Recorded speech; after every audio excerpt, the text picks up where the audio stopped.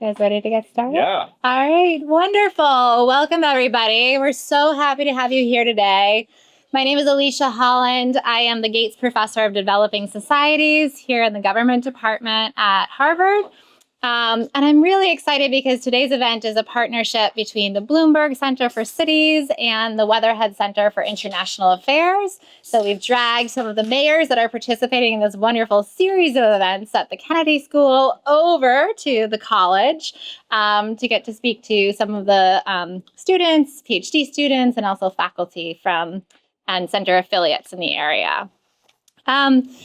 And today's conversation is really meant to bring out a theme that has become central both to the political agenda in the United States and more broadly, globally, really on the agenda, which is how can cities build needed infrastructure? In the US, much of this debate was re-sparked by the book Abundance by Ezra Klein and Derek Thompson, which really focuses more on the regulatory barriers to building infrastructure. But obviously, another huge question when you're building infrastructure has to do with finance. Where are you going to get the money to fund investments that are often needed for cities? And also around the capacities of governments to actually build these projects. And so today, what we want to think about is how city governments can work with the private sector, either financially or in terms of the delivery, to provide needed infrastructure to their cities. We're really excited to have three mayors joining us from quite different cities. So first, starting on my left, we have Janet Cowell, who's the mayor of Raleigh, North Carolina. For those of you who don't know, Raleigh is a fast-growing city, about 470,000 people. And before becoming mayor, she served as North Carolina's state treasurer, where she managed over $100 billion in pension assets. And that's exciting because that means she's sat both on kind of the investor side of infrastructure deals, as well as now representing a city thinking about how to provide infrastructure. Then in the center, we have Mayor Andy Fillmore, who's the mayor of Halifax, Nova Scotia. Another rapidly growing city, about 218,000. 520. 520. Yeah. Wow. Google failed me. Sorry, guys. All right. Revise those notes. Raleigh's 500 plus now too. So competition. Yeah, we got Oh, man. Okay. All right. Sorry. Old data. All right. Well, probably correct is that you are trained as a city planner and you served as Halifax's first manager of urban design and led the city's award-winning downtown plan.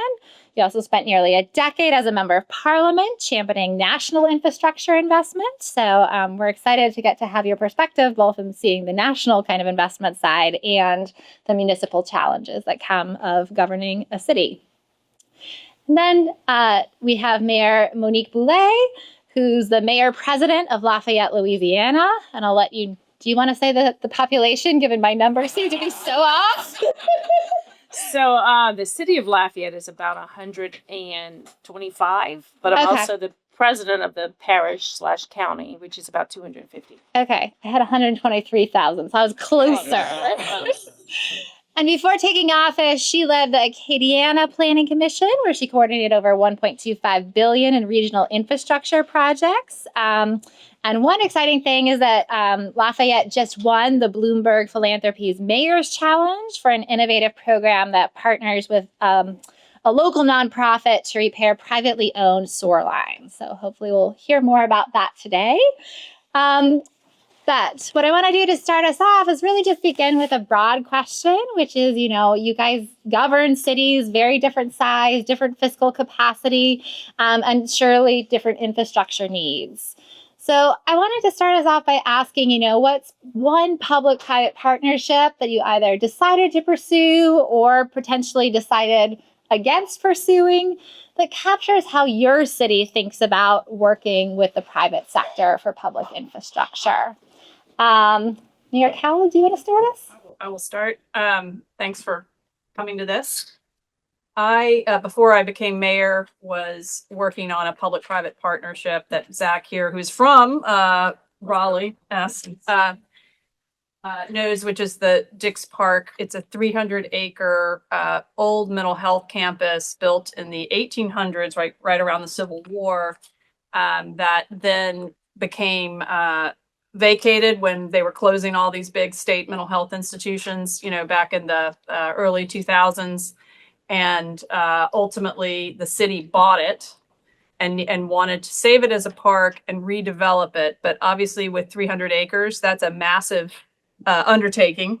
There was actually a small city there because these mental health campuses had a dairy barn. I mean, they had agricultural lands, they had wood shops, metalworking shops. I mean, it was like a small village. So I became the conservancy head. So the city owned the land and did a lot of the operations, but they partnered with like a Central Park Conservancy to raise money. To date, we've raised about 75 million, and have been able to do things that a city as a standalone would not be able to do, including a major public arts program. We just put in the Thomas Danbo Trolls, which is, he's a globally known Danish artist who does these very fanciful wooden trolls. We actually have a family of trolls in Dix Park. But people were just like giddy over that. So there's things that a city would have never probably pulled that off. I would also say I saw the difference between working with the Conservancy, where we could go into some of these historic buildings and renovate them in 18 months, 2 years, whereas the city probably would still be doing environmental scans and still, because it's just, and it's not that we're a no union state, so that's not really an issue. But I mean, we had diversity of vendors, we had local vendors, so we didn't, shortchange. It was just the flexibility. So I would just say that is, it's a good example of what you can achieve. I will also say the challenges of the model. Cities a lot of times have a certain perspective on wealthy donors and philanthropy. And we had a city that was taking the checks of the philanthropist, but really didn't have a stewardship culture to say thank you. And if anything, there's almost a suspicion that, well, the tail's not going to wag the dog here. Don't think you're going to dictate things. And I will say we had a large public input on what the master plan was. So the private money was plugging into an already architected plan. But it was challenging. I had the $10 million donor for naming rights. So I never thought it would be this hard to give $10 million to a city. And, I don't even know whether he got a formal thank you note. So just goes to show the challenges of, you can think that, we can raise this money from the private sector. And then I watched from the private side some of the ways that the city has to go to actually pull that off on a scaled basis. Great. Thanks for throwing that example out there. Your Fillmore, do you want to talk about one experience? Yeah, thanks. And I maybe just to start it, I want to make some contextual statement. My province, in fact, of Nova Scotia, in the early 90s, had an experience with public-private partnerships building public schools. And it was a very negative experience. Some things didn't go right. The deals were poorly negotiated. When it came time to when the schools hit their cycle of needing a lot of maintenance, that's exactly when they flipped into care of the public sector. It was almost like it was timed beautifully. And so therefore there was a tremendous amount of skepticism around the whole concept of PPP and skepticism around private sector partners. So the project I'd like to talk about came after that, and it almost didn't happen about 10 times because of that skepticism. At the time, I was just finishing the downtown plan that you referenced. Thanks for mentioning that. And one of the goals of that plan was to fill in missing teeth. If there were blocks that were in the downtown that were economically dormant or underperforming, or if there were surface parking lots, if there were 1 or 2 stories structures instead of the vision that the downtown plan had, which would be a cosmopolitan city with tall buildings in the urban core. This project I'm going to talk to you about is called the Nova Center, and it's a $500 million mixed use project. The centerpiece of which is a new convention center in the heart of downtown. And $500 million, 350 of it came from a private partner, and they really carried the hotel, office, retail, and parking component of it. And the 3 orders of government, municipal, provincial, and federal, carried the public portion of it, which was the convention center, at a cost of about $160 million divided evenly. And it checked a few boxes. It replaced an aging convention center that was undersized. The city was losing competitions to host major events because of this underperforming, dated, older convention center. The project also succeeded as an urban revitalization project. It has been my experience in my urban planning career that private investment follows public investment. So when we make big investments in a piece of public infrastructure like a convention center that draws people, the private sector takes some confidence in that and sees that the government is serious about investing in this place. And that allows the private sector to show up and start to build around that place. And that's exactly what's happened. It was sort of a key piece of the downtown plan was to make this public investment, and another one, which was a new central library, a beautiful building called the Halifax Central Library, worth a Google to get a look at it. And those two things caused concentric private sector investment all around them. The project, because of the skepticism, the community really dug in deep against it. The downtown plan was new. It was asking for tall buildings. People didn't want tall buildings, so they used that against the project. There was a very long construction period, so the local business community became very upset, and they tried to kill the project for those reasons. Then there was the whole basis of the participation of a private developer in a public project was hard to swallow for a lot of people. But in the end, it opened in 2017, which, as a fun aside, by then I was a member of parliament for Halifax, and my party, the Liberal Party, my party's national convention was to be held in Halifax. And we were, I think, one of, if not the first, uses of the new convention center. So it was a very prideful moment to have worked on it, to worked on the convention center as a planner, and then to be able to host people from across the country there. But in the 10 years or 9 years since it's been open, it's brought a total of around $350 to $400 million of economic activity to the region, to the area. It's not like it's $10 million or $35 million a year, because it really kind of ramped up. So it's really hitting its stride now. And what we've learned is that we are conventions that come to that convention center. Those organizations that are coming are breaking their attendance records. People are choosing Halifax as a convention destination. They want to be by the ocean. They want to be in that historic city, historic but cosmopolitan city. And maybe the last thing I'll add at the end, just as a metric of success, is that there is a television show called I think it's called World's Greatest. And this season of that television show, the convention center in Halifax was named the world's greatest convention center. And so that's really fun. And guess what network carries that TV show? The Bloomberg Network. So I wanted to share that story. You. All right, Mayor Boulay, would you like to share one experience? Yeah, so I'm going to talk about one that's a little bit more smaller scale, but it is the Bloomberg Mayor's Challenge project that we just won. In Lafayette, we have a lot of growth, Lafayette Parish, but it's happening out in the rural area and in the outer cities.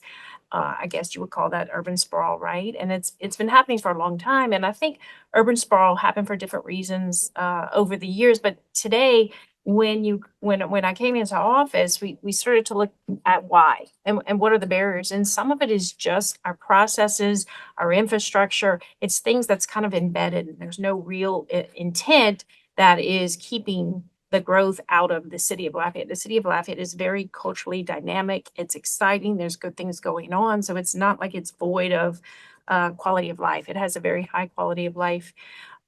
One of the things that was keeping development out of the urban core area, and not just the downtown, but the whole urban core, is our sewer system. We did not have sewer capacity. And I learned very quickly, did not know this, that you go to capacity in a rainstorm, and we have our older parts of town have clay pipes, and tree roots will come in and crack them, or different reasons. And you're processing more rainwater than wastewater. And so we're at capacity in a major rain event. We're sending pumper trucks out to make sure sewer is not coming into the streets. And we can't allow any more growth in this area because of that, or it's very, very expensive. And so we proposed that to the Bloomberg Mayor's Challenge, and really the announcements were just recently made at a point where we've already negotiated with the first developer. Originally, we would have told him, so we own the water, the electric, the broadband, the fiber. We own all of our systems, but we would tell him he was offered, or he was told he had to build a $700,000 lift station for this 100-home development. Well, instead, we were able to offer the option of, I guess what the challenge is, let me back up a minute.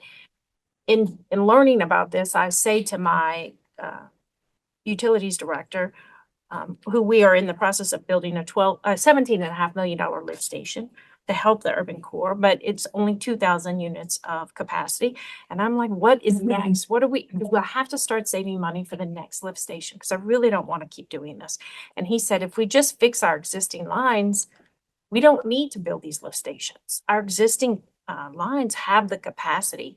And so then the next answer is, but in government, we can't use our money on private lines. So we fix our lines. The city-owned lines are in a 10-year review and repair cycle, so they're in good shape. But the private lines, even if it's a $500 leak, we can't use our money on private property. And that's what happens in government. Government finds a way to say no very easily and very quickly. And so through the Bloomberg process, let me get back to that. We really spent a lot of time. They took my team, not me. They took my team that's on the ground, really trying to work this problem, and developed out a system where we won $1 million. Thank you, Bloomberg. That will go towards fixing the private lines. But we also developed policies with our utility division to offer the opportunity for developers to help us fix those lines instead of build that new lift station. So he was offered either to build a $700,000 lift station or $200,000 in repairs, and we'll pay for half of those repairs. So his cost went from 700 to 100, and we get to repair the system, which was much more effective than him just building a singular lift station for that one neighborhood. It is opening, developers are like, we're addressing sewer. We're addressing drainage in the urban core. We are looking at our hardcore infrastructure, and that is what has become the barrier to new innovative ideas coming into the city, I guess, and addressing those. We're addressing the drainage. And the developers are like, whoa, we did not know you were doing this. And so they are starting to take note. They are starting to get engaged. And I've, asked each one of them, I need you in the city. I need you being creative, the creative things you're doing on the outskirts. We need to pull that, do it there, but also in the city. Because there are so many good things happening. Again, very culturally rich. We have a connection. I represent Lafayette's the hub of Acadiana, which our descendants came from Acadia in Nova Scotia. And next week we have our Festival International, where we welcome people around the world. I know you guys, I keep selling it, but it's such an exciting city. And there's so many great things happening. Not to have that housing stock that we need so badly is really crippling. And so partnering with the private sector, whether it's on a small project or even a big project, I think you have to find that common need, right? There has to be the benefit for whoever's coming to the table, or passion. If it's a philanthropic partner, you have to tap into their passion, not necessarily your passion, to get them to come to the table big. And it is tricky, but when it works, it really can make a difference. Great. Really interesting experiences to start us off. I want to dig a little bit more into maybe what some of the obstacles are in terms of, either city capabilities that are necessary or reforms that maybe are necessary to city government to really leverage private funds. So Mayor Cowell, you mentioned, you needed private money to plug into a public plan, but also that the public sector is really hamstrung by a lot of regulations. So I'd love to hear you dig into, are there reforms that could make these partnerships easier, work better? What do you think the city needs to be attracting private funding? Well, I will say, as former treasurer in North Carolina, it's a pretty unique state in that we have a treasurer that oversees all local government debt and finances. And that is because in the 1930s, we were so impoverished that there was a massive default during the Great Depression. And so I think it was the Brookings Institution working with the state. So we do have an oversight structure.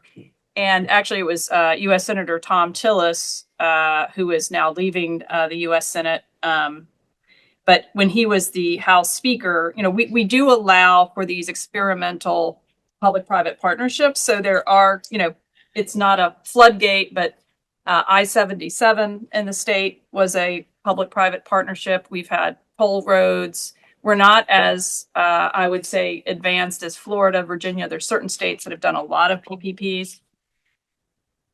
Part of it, and I don't even understand all the obstacles, but I will say what's another thing I did ex-treasurer was work with on the board of an Australian infrastructure fund, IFM, which invests in airports and complex public-private partnerships around the globe.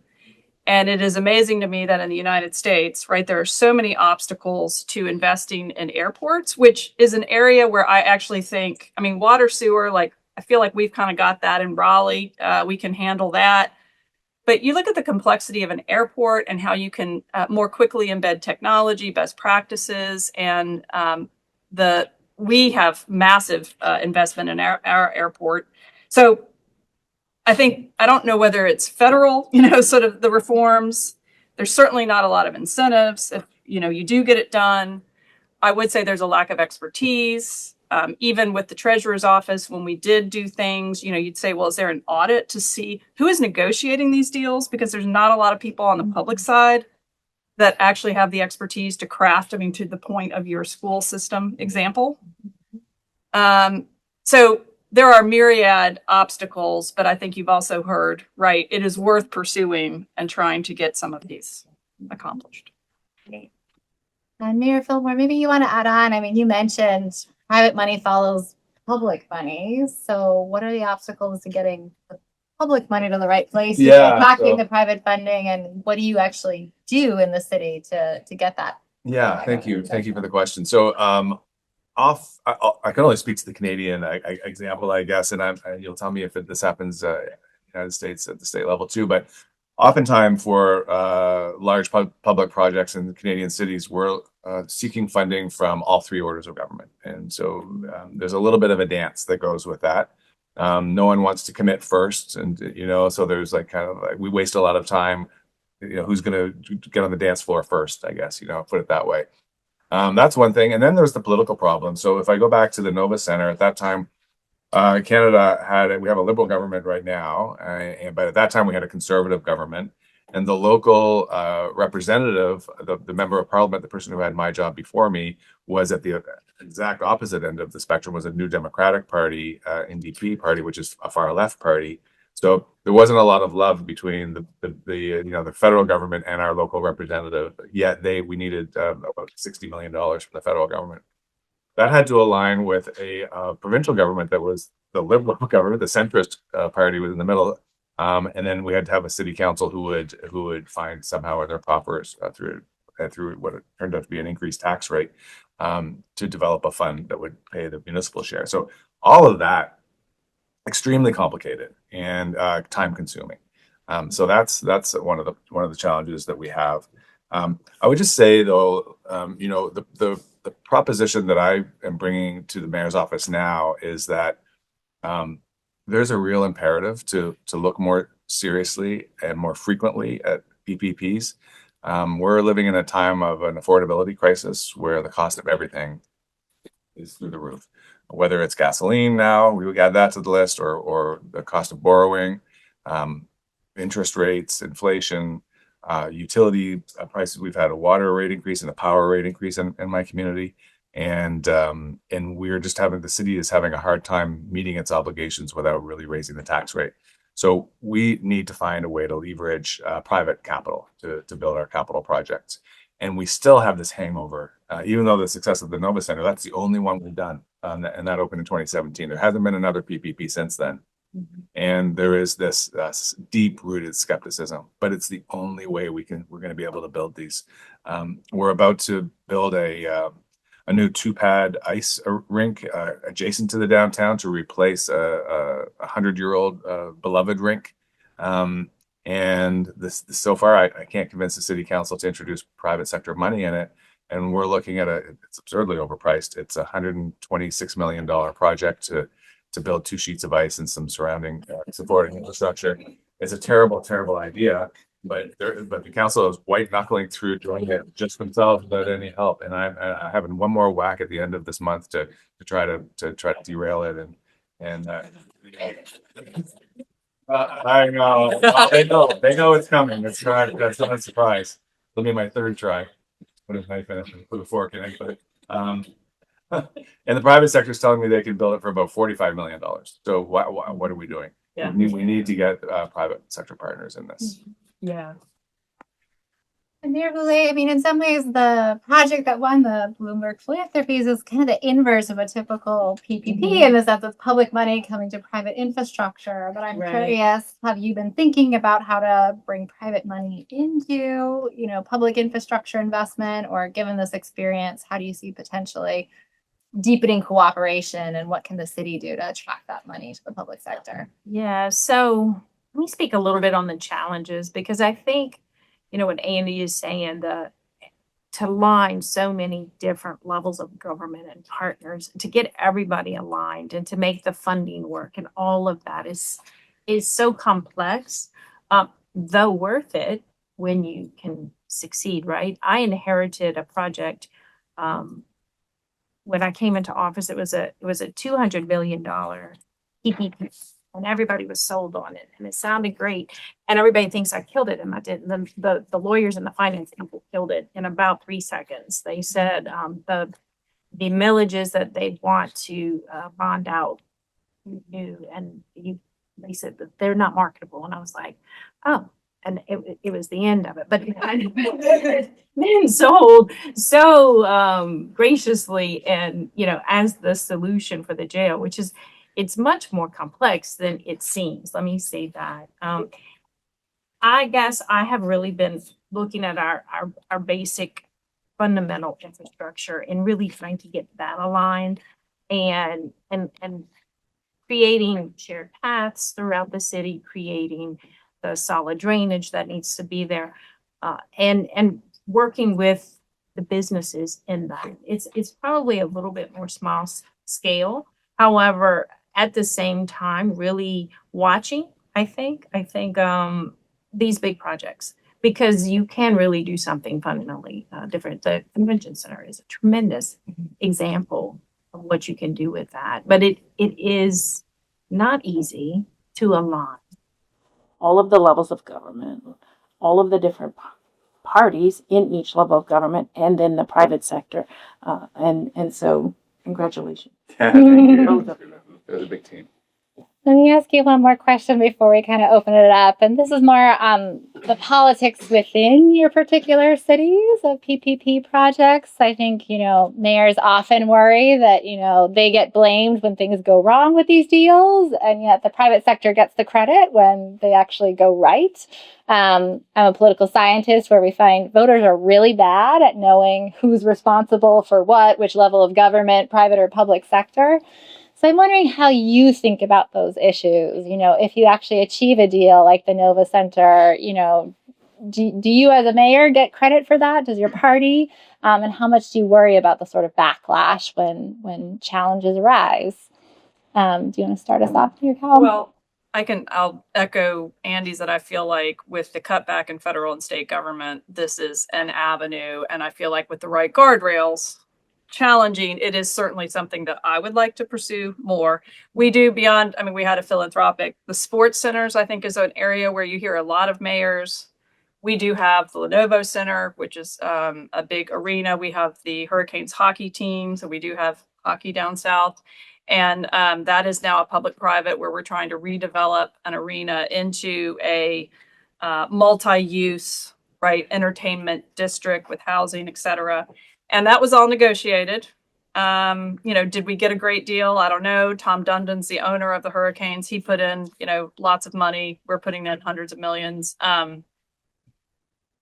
at some point, you just know these are big projects that make a difference, and you have to be competitive with, other cities that are getting these sports teams, that are offering these amenities to be able to continue to attract the businesses and residents that you want. And so, I mean, I don't think you have a choice but to try to go forward. We're going to have the same issue around potentially a soccer stadium and then competing for Major League Baseball. Those are all going to be public-private. They're all going to be a little harrowing. And you just, hope that you can prepare your team enough that you cover. I mean, but there's certainly mayors who go down over badly negotiated deals on these stadiums. Yeah. Yeah, well, what's the expression? Success has many parents, but failure is an orphan, right? I think we could probably all think of politicians who do what they do for notoriety or for reasons of ego. That doesn't describe, I think, any of the cohorts of the Bloomberg mayors that we're working with right now. So that kind of politician is in the minority, I would say.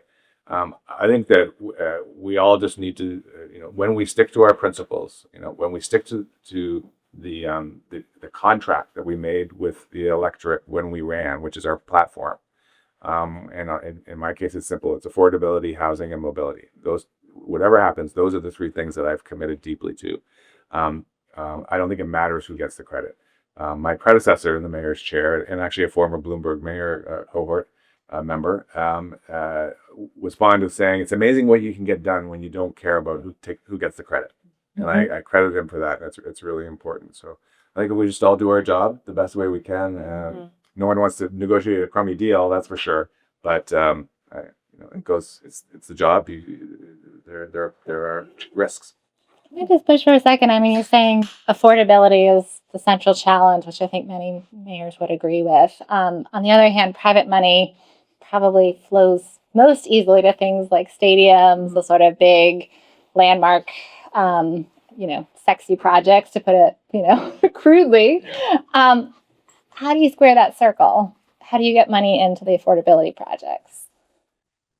Yeah. So maybe, for example, are we talking about affordable housing, for example? Yeah, let's do that. So we do have zoning tools like inclusionary zoning to help with that. We have things like density bonusing. We'll give you 4 more floors if you build 30 more affordable units. So that is an incentive to the private sector. We can do strategic rezonings. I'll go back to the Halifax Forum project for a moment. If I am successful in redirecting the project, we'll invite a private sector partner in who will enter into a long-term land lease from the city. So we'll keep the land, but we'll develop an annual revenue stream for 99 years or whatever it is that goes into the city coffers that is not on the tax rate. So we can actually develop, it's diversifying our revenue, so away from the tax rate, which we desperately need to do in my city right now.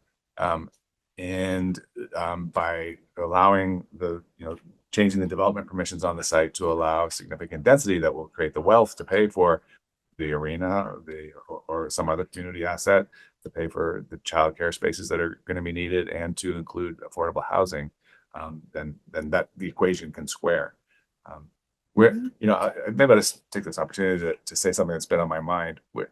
Things are so expensive right now, including capital and including materials and including labor, expensive for builders too. Like, they're facing the same challenges. I've got large scale builders in my city who are saying, by the time we are ready to put the for rent sign on, or of an apartment, or the for sale sign on a house, all of the embedded costs have created a price point, an entry into the market price point that very few people can afford. And it means our margins are like 2%.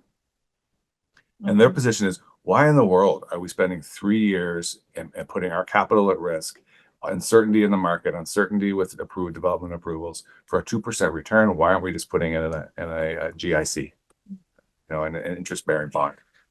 That's very scary when you think of that. If the people that are building our communities are wondering why in the heck they're doing it in the first place, because the margins have gotten so small. So anyway, my point of that story is that we have to use every tool we can at the municipal level of government, zoning, speeding up approvals, making sure that impact fees are set at the right point and not too much, to make the equation work for everybody, for people who are ultimately going to pay their rent or their mortgage, but also for the people that are building.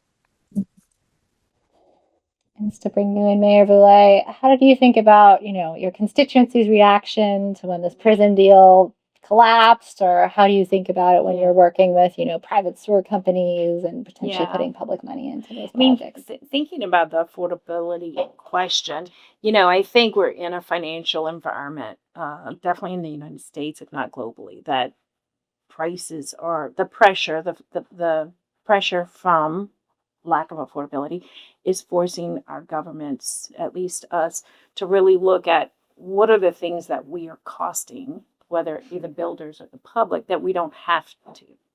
And that's where that sewer system, we don't have to force them to spend so much money in that build capital stack. But it's true. I've heard the same thing on the margins. The margins for the home builders are very low. It's a challenge, but we desperately need the housing stock, both in the city and out. I mean, the growth is coming, and sorry about that. And so really backing up and seeing where we creating unnecessary costs, because often government does that without even realizing it, right? But it's the regulations, we can incentivize, we can disincentivize, and sometimes things are the way they are because they have always been that way. And so really stepping back and reevaluating why we do what we do and what we have to do to help incentivize what we need in this environment that is creating issues all the way from, families and homeowners to the private sector as well as the public sector. We're all dealing with this affordability crisis. So. Great. So on that note, why don't I open it up to questions for any of our mayors or Raleigh resident? Mayor Cowell, I have a question for you. As someone who grew up and a proud resident of the Raleigh-Cary area, still there, I actually have a question on the Lenovo Center, so I'm glad you brought that up earlier. I think that's a great kind of case study for the tensions we are discussing. Roughly, from what I could find online, $300 million is committed from public funds, and that's raised through local hotel and food taxes, in Raleigh, and also the Wake County area. But it's administered by the state-created Centennial Authority, and it's going towards renovating an arena where the Hurricanes pay no rent. Meanwhile, the owner, as you mentioned earlier, also secured the rights to develop 80 acres of the surrounding area into a $1 billion private mixed-use district. Sorry, there's a lot of information here.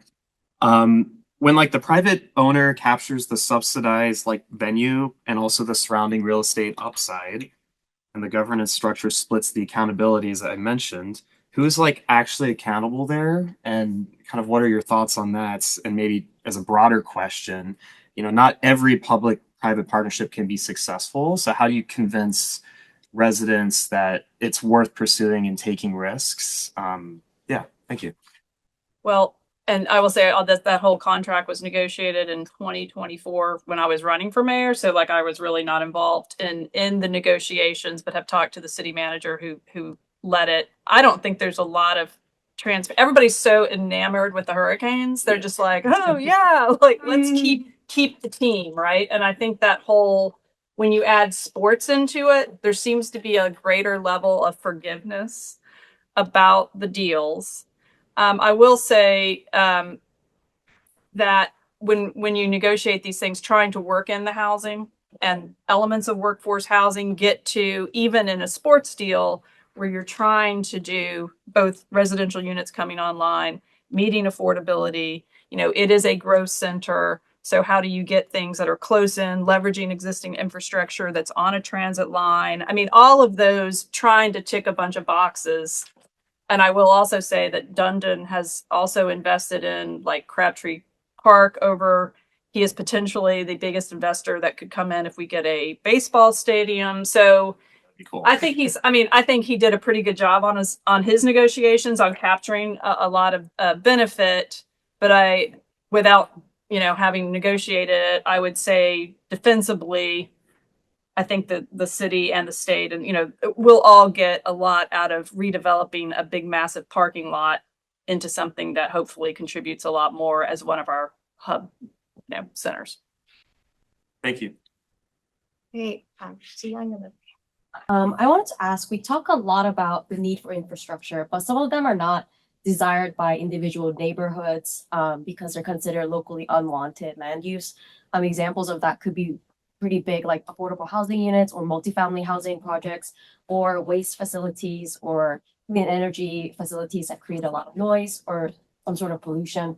I'm wondering how you as like mayors balance between these like small scope, geographically small scope interests with citywide interests, in particularly how you negotiate with or persuade city council members that represent those districts that are going to bear most of the cost of those infrastructures, and how you've convinced maybe the residents and communicate with them about the need for this infrastructure for the city, but maybe not for this specific neighborhood. Well, you look like. Yeah, I can talk a little bit about the affordable housing.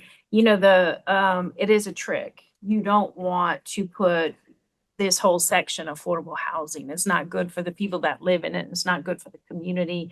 And you kill future economic opportunities because you will have the retail outlets, the national Trader Joe's is looking for a certain economic.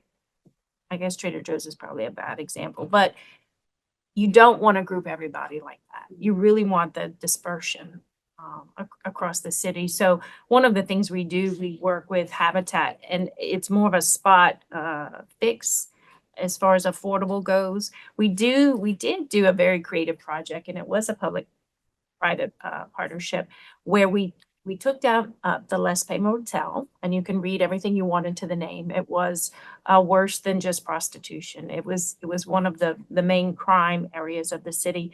And we worked with a company out of New Orleans, HRI, and they have a lot of hotel and retail market rate businesses across the country, but they also do neighborhood development. They did a lot in New Orleans after Katrina. But what they do is they go into very poor neighborhoods, and we put the bottle lofts. So it's an affordable housing. They did very high quality complex for creative people. And the reason they target creative people, when you ask them why creative people, well, because those are the people who pick up the trash when they walk down the street, and they don't necessarily have to have an architect to revitalize. And so it's been very successful. It's a really cool complex, and it sits on four corners. Four Corners is the name, so the way we know the area. But it really has, the people who live around there were chasing drug dealers away out of their driveways all the time. And it has changed the dynamic. Is it completely revitalized? No. But it is that affordable housing. So if you do a complex, it's good to kind of do a twist on it, I would say, because you don't want to completely gentrify a neighborhood, and you don't want to completely turn an area just straight affordable housing, because those people won't have the amenities that you need in a community. You need, the grocery stores. You'll create food deserts. Let me say that. So you want that mix, and you want to disperse it out. And it is tricky. It's not simple, but it's absolutely necessary. Now, we do have some of our big developers building affordable housing complexes where you can lease, you can rent half of it, and the other half you can buy. And it's got the pool, the fitness center, the pickleball courts, all of the amenities. But you can, and it's good, I would think, for a young professional or even somebody older. But they're coming up, it's maybe in the $200,000 range, which we don't have very much at all in that price range. And so we have 3 or 4 different big developments coming up like that, offering that, which is good. The builders actually get a bigger margin on the smaller units. Mhm. And so I've been having that conversation. How do we get you into the city? How do we get you building density? They like the density projects. I think they make a little bit more Yeah. on them, but it's harder to retrofit a city. Talking about that, retrofitting is always harder. So it's not an easy fix to say we're going to build affordable housing, because you want it in a healthy,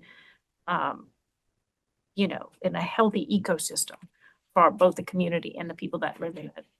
Short answer, you get yelled at a lot. Yeah. That's- Me too, yeah. Lulus, we call them, the locally undesirable land use, yeah. Just very briefly, I think like the municipal government has a duty of care to make sure that it is a good project, and your point is really good. It's much better to disperse affordable units across many market rate projects than it is to concentrate them in one place.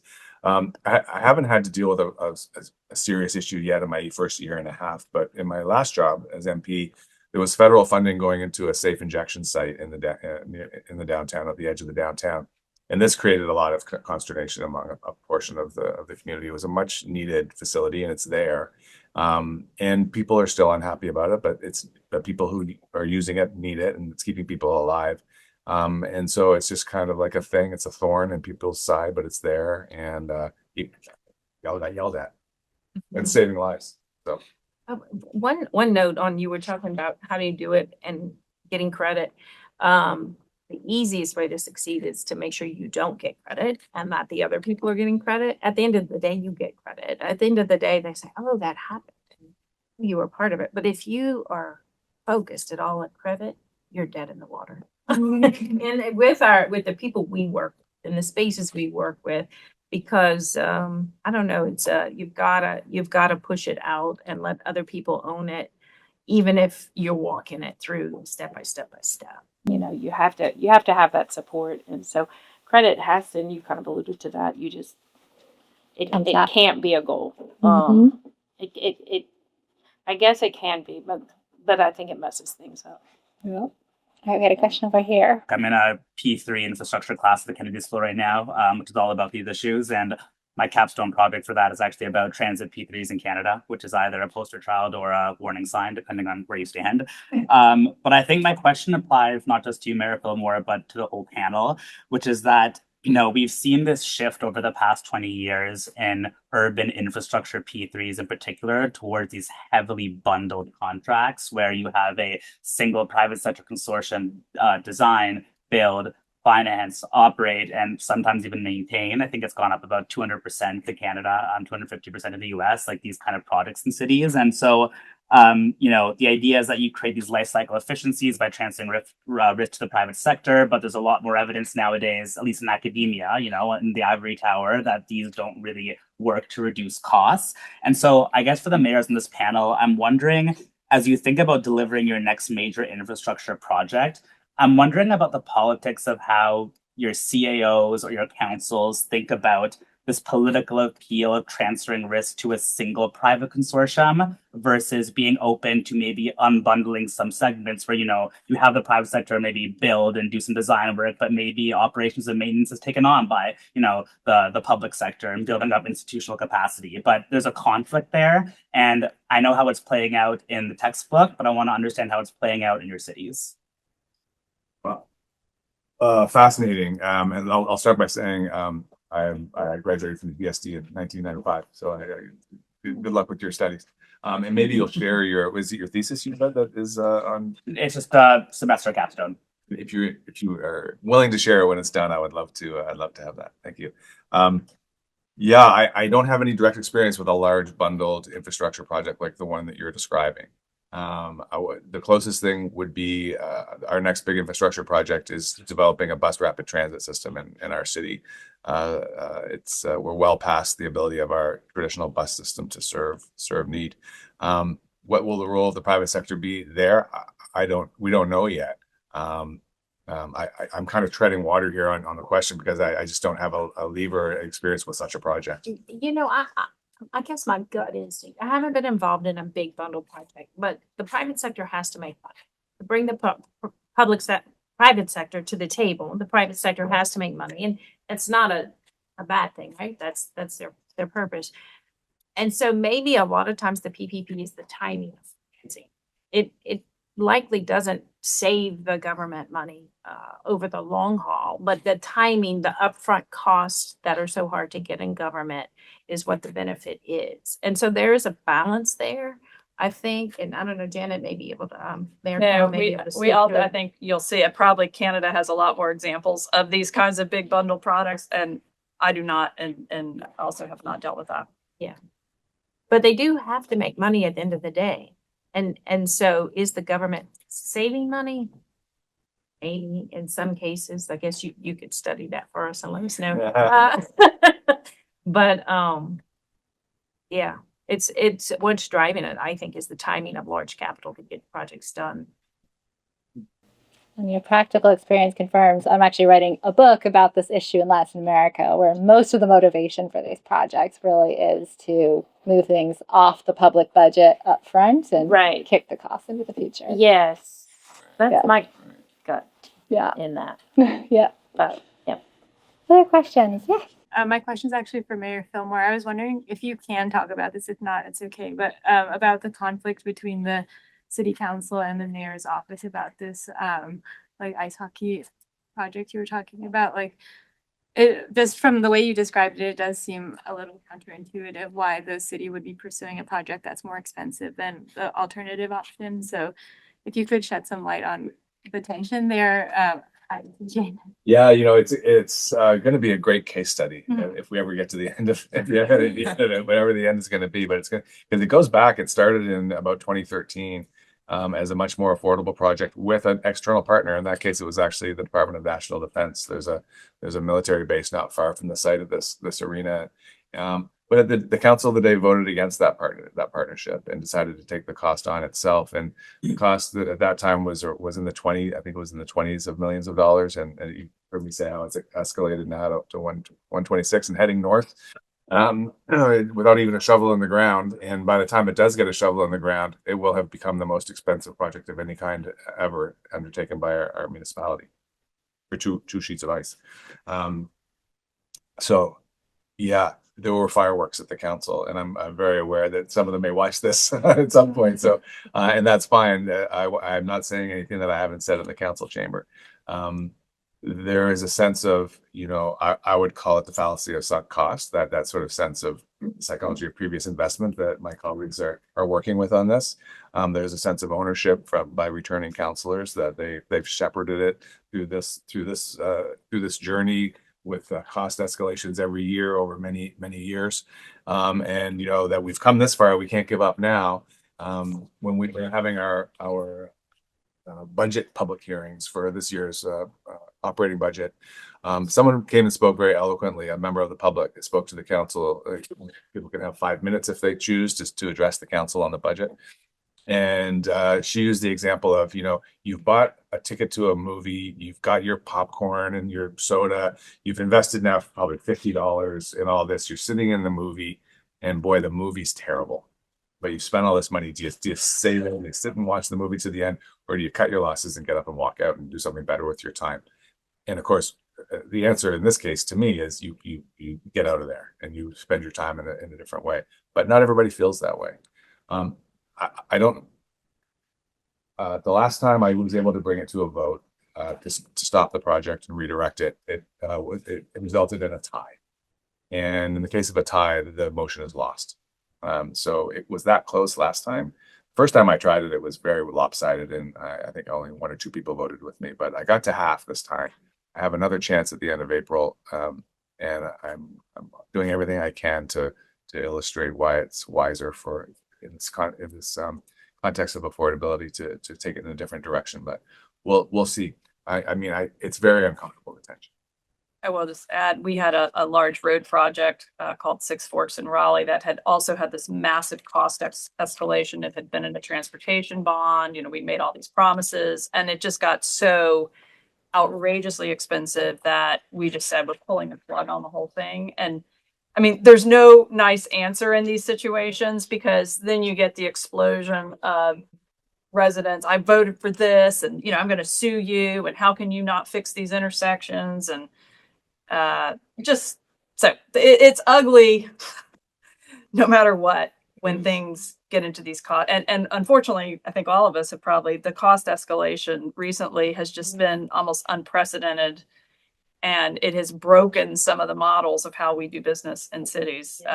So The sewer lift station I spoke of in the beginning was a $12 million project until the bids came back, and then it was 17 and a half overnight. I mean, how do you increase costs that much? But that's the reality of what we deal with.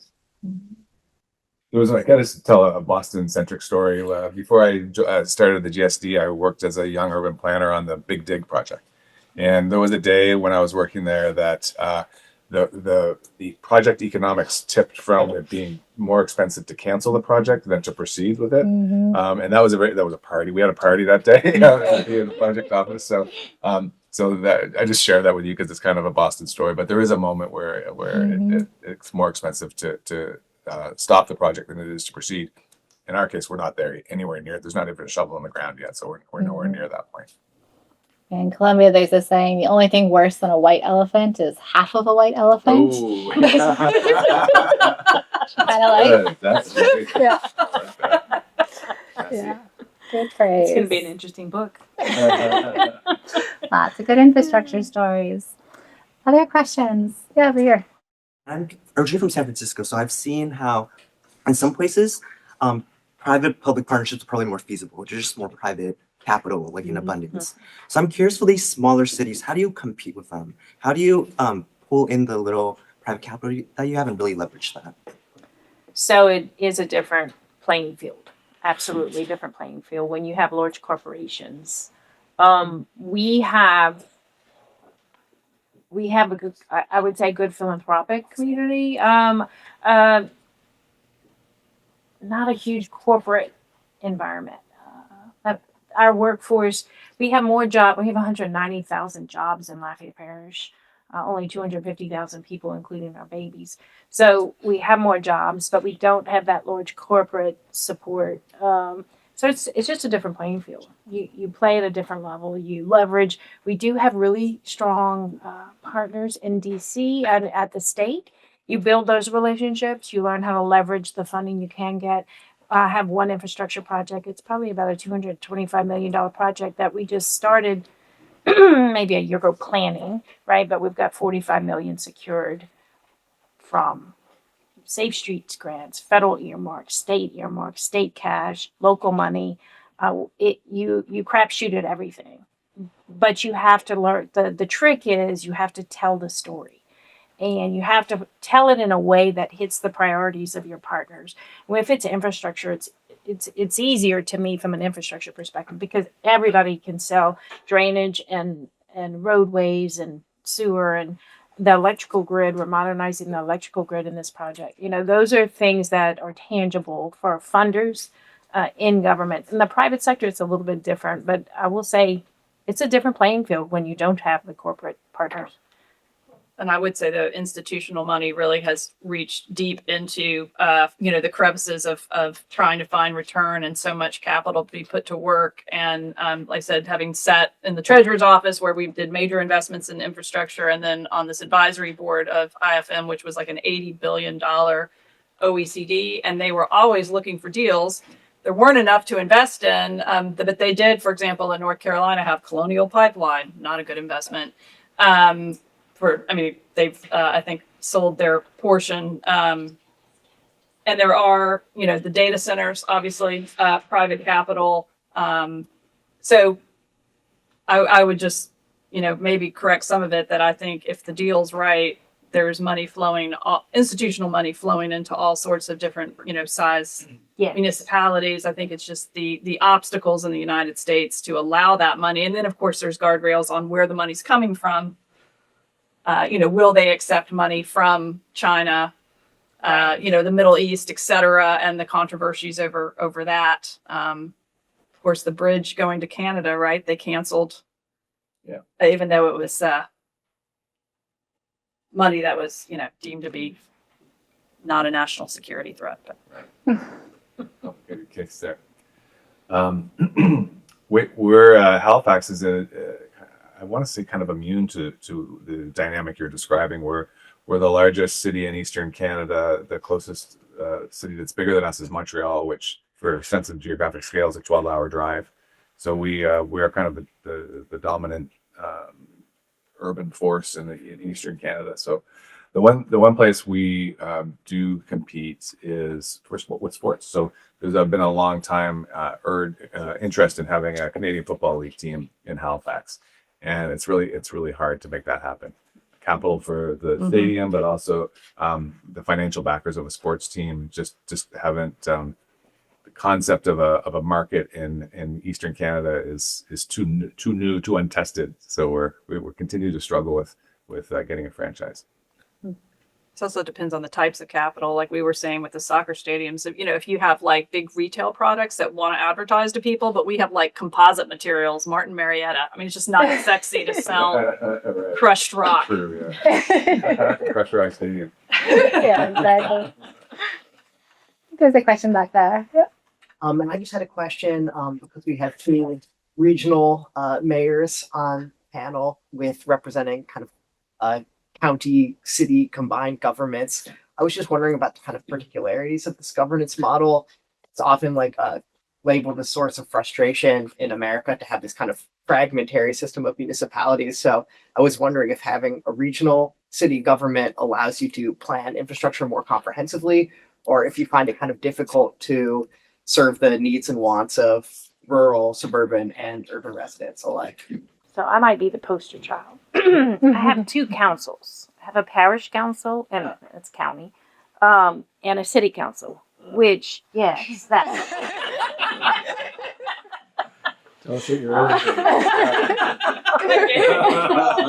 In the unincorporated area, the parish budget, it's decent, but it also carries a lot of state mandates to pay for the sheriff and the courthouse and the judges so it's very limited infrastructure money, which is really hard because that's where the growth is going. So the whole urban sprawl dynamic is really challenging, right? And a lot of people do want to kind of be out. We have 5 other cities that are small cities, 20,000 and below. And then Lafayette's the hub. And so I gave the state of the parish last week or 2 weeks ago.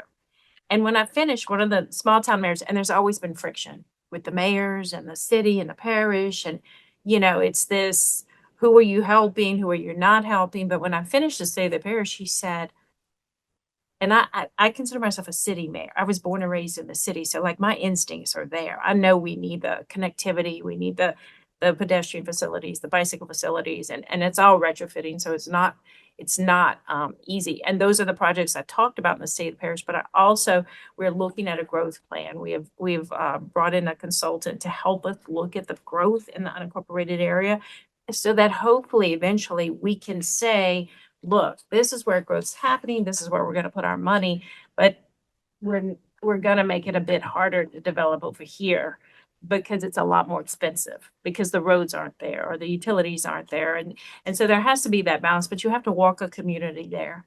You really do. And so with this growth plan, we've done several public outreach conversations. We're getting ready to take that concept into one of the fastest growing rural areas. A lot of the people live there because it was the country. And now they have development everywhere. So there's that frustration. So I want to take this conversation to them. And that's the tricky balance of city parish is being out in the public with the subject matter and letting them, some of the conversations, drainage are the worst, most emotional meetings that you'll have because if somebody's lost their home or their business, there's not a whole lot you can say that's going to fix it. But you have to go there. You have to go into the public, and we're going to take this conversation out. One of the parishes in Louisiana, St. Tammany Parish, is similar to Lafayette. It's a wealthier parish, but they have a straight line, and anything above the line, you can't build under 3 or 4 acres, something like that. So it's addressing the needs and wants of both and setting that vision of where we're going. So we have. One of our towns is one of the best bedroom communities in the country. It's an asset. Well, they're trying to pull business out of the city all the time. So we could compete, or we could say, you're one of my biggest assets, and I need to support you and help you. And while we put that infrastructure in the urban area to really secure, and it's the young people that want that infrastructure, that connectivity, that outdoor activation. We have a tremendous park in the city. It's fabulous. It's a fairly new, but it's packed. Come to the festival next week. It's not, the festival's not there. The festival's downtown, but you want to plug the festival. You plug the festival, but taking that activation out, but everybody wants it throughout the church. So it's looking at all of the needs. But when you set that big global vision, I can say like on our calls, when mayor president pops up and I have to introduce us, I'm always like, it's weird. I know it's weird. It's weird. And then it's weird to have two councils. I don't know anybody else. I haven't met anybody else in the world with two, especially different. But we all want the same thing. We all want that quality of life, simple government, take the drama out, deal with the problems. So I don't know. I don't know if it's better or worse. I'm going to say that if I was creating from scratch. No, but I'm just saying the fragmentation of US government. I mean, I studied in China in 1989, and you look at what China's done on infrastructure. I mean, very clearly, with huge expense on human rights and lack of democracy and Funding models. yeah, and different funding models. But I mean, you look at that versus the fragmentation and blockages in the US. I mean, clearly, this is not helpful. Can I add something? Don't know if you meant these two or these two, because Halifax is an amalgamated municipality. Maybe you knew that. And we are geographically, if not the largest, one of the largest municipalities in the country. We're larger than the size of our neighboring province of Prince Edward Island. So in 1996, we're having our 30th anniversary of amalgamation. In 1996, we amalgamated. And looking back on it, one of the goals was always like efficiency and the cost of administration. I don't think that's happened. But the one thing that has happened, and it goes right to your question, is that the amalgamated municipality has allowed us to do long-range planning for transit, for land use, to develop growth nodes, to do coastal protection, to do all those kind of things in a kind of a rational way that is an antidote to the sprawl that was happening and would have continued to happen. So it has carried that very distinct benefit. And there's there's in the local Canadian media in Nova Scotia right now, there's a lot of talk about this, the look back 30 years later. If you're interested, you can probably find it. I would agree. It's harder, it's messier, but you do get that benefit of really that long range, take the competition out, planning. Yeah. So. One more question. Yes. I think this the previous conversation is a really good segue to this question. So once infrastructures are built, they last a really long time. They're super expensive. They take a long time to build. I'm wondering what the role of like urban planners and urban experts are in this like 5 to 10 year long-term planning. If your cities have these long-term urban plans, and how governments, even when there's a turnover, stick to those plans, or is it more of like is governance more of just like individual project by project focus? Yeah, well, I would say It differs by city. We were with a city this morning that said they were doing their first comprehensive plan in the history. This was Mount Vernon, New York. I'll just name it. The northern edge of Manhattan Island. I mean, that was unbelievable to me that they didn't have a comprehensive plan.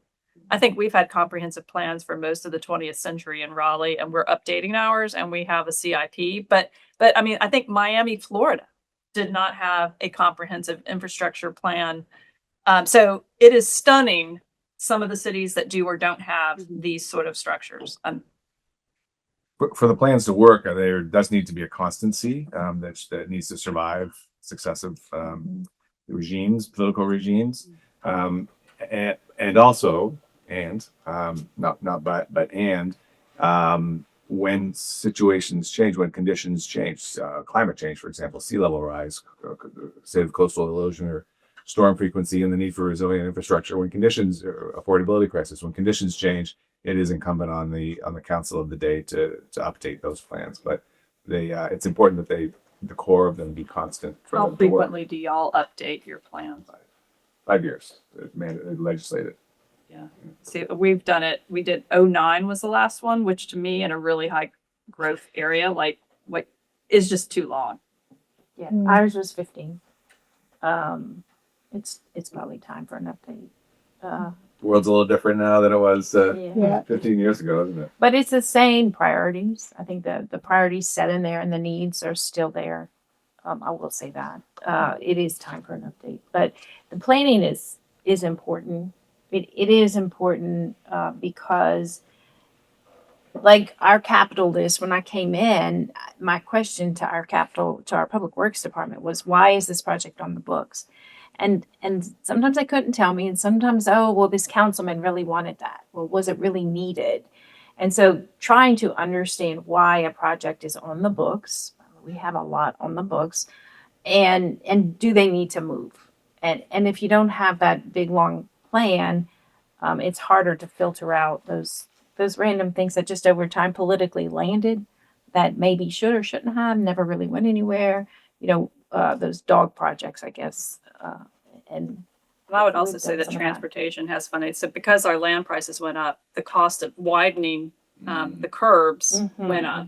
So I have asked, like, are there projects that we should just take off the books? And then you also think about the amount of land allocated to this transportation in a suburban planned city, and now we're all retrofitting to walkability. So what does that mean? So I do think there's major changes. And then the other thing that happens is we come in and they have these, oh, let's do a small area plan. And all the residents of that area try to downzone the property. And then when you try to stick to the original comprehensive plan, and again, this is all politics. This is city councils like trying to get people out of their face by saying, yeah, go over here and do the small area plan. And then you're faced with this, like, I'm not going to downzone this whole property. I'm going to vote how I think the original plan. And then you get accused of violating your own direction. But so there are conflicts within these plans and politics embedded in them. And we have a lot of yeah. plans, and everybody has their own plan, and a lot of plans. But I mean, they're not all bad. There's good things in all of them, I guess. Kind of. That's the spirit. On that note, we should wrap up, but let's give a huge hand for sharing all the messy politics of running the city and for your work.